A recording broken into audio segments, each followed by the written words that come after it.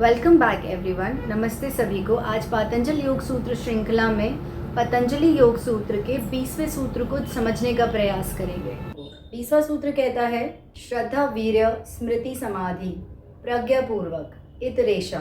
यहाँ पर श्रद्धा का अर्थ है भरोसा, वीर्य का अर्थ है ऊर्जा या फिर दृढ़ इच्छा शक्ति, समाधि प्रज्ञा का अर्थ है वह ज्ञान जो समाधि की स्थिति को प्राप्त करने के बाद आता है। पूर्वक का अर्थ है पहले होना।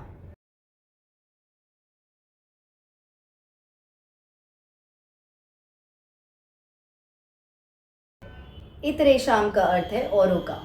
इस सूत्र में इतरेशाम पिछले सूत्र से लिया गया है। यह वह दूसरे हैं जो पिछले सूत्र में बतलाए गए थे। ऐसे लोग जो बिना शरीर के विदेह प्रकृति लया नाम, जो प्रकृति में मिल जाते हैं, प्रकृति से एक हो जाते हैं, ऐसे दूसरे लोगों के अलावा जो लोग होते हैं वह समाधि से उत्पन्न प्रज्ञा को कैसे प्राप्त करते हैं, यह इस सूत्र में बतलाया गया है। पिछले सूत्र में दो प्रकार के लोग थे, एक विदेह और एक प्रकृति लया नाम। विदेह ऐसे लोग जो बिना शरीर के, जिनके लिए शरीर होना ना होना एक बराबर होता है, और प्रकृति लया नाम ऐसे व्यक्ति जो प्रकृति में लीन हो चुके हैं, जो प्रकृति से और प्रकृति के किसी भी हिस्से से खुद को भिन्न नहीं समझते। तो ऐसे दो प्रकार के व्यक्तियों को छोड़कर बाकी हम जैसे आम जितने भी लोग होते हैं कैसे समाधि की अवस्था को प्राप्त कर सकते हैं, वह इस सूत्र में बतलाया गया है। स्मृति, असंप्रजनता और प्रज्ञा।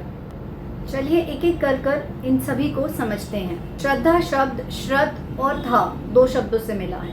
श्रद्ध का अर्थ है सत्य और धा का अर्थ है पकड़ के रखना, सत्य को पकड़ के रखना। जो भी लोग योग के रास्ते पर चलते हैं उनके लिए अत्यंत आवश्यक है कि वह श्रद्धा के रास्ते पर चले, और श्रद्धा सत्य की समझ के बाद आती है और समझ अनुभव के बाद आता है।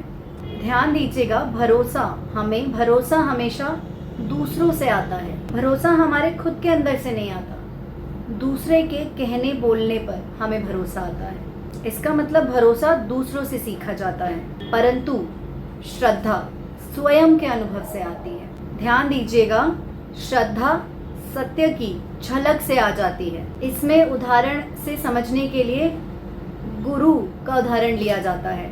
गुरु भी श्रद्धा से अपने शिष्य को ज्ञान प्रदान करता है और वीर्य श्रद्धा से आता है।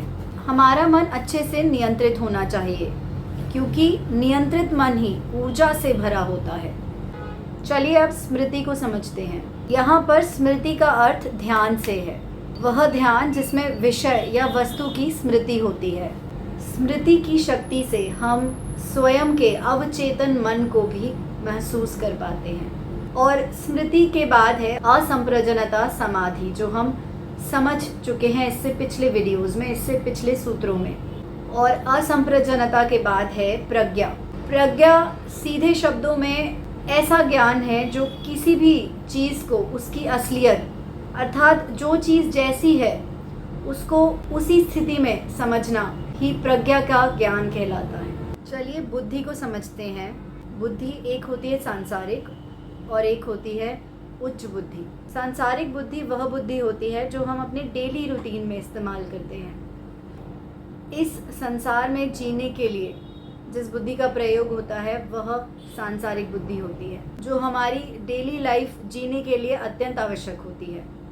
और जो उच्च बुद्धि होती है वह संप्रजनता समाधि की वजह से प्राप्त होती है, और ज़्यादातर लोगों में यह नहीं होती, क्योंकि यह निरंतर बिना रुके अभ्यास से प्राप्त होती है।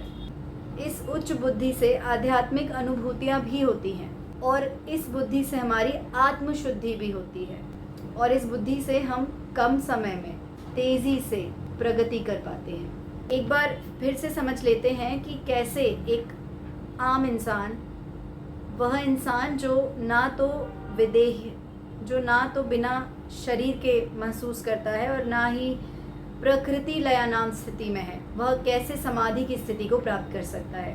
पतंजलि योग सूत्र के सूत्र नंबर 20 के अनुसार वह समाधि की स्थिति को प्राप्त कर सकता है। वह है श्रद्धा वीर्य स्मृति असंप्रजनता और प्रज्ञा। यहाँ तक सुनने के लिए धन्यवाद। अब कल जारी रखेंगे।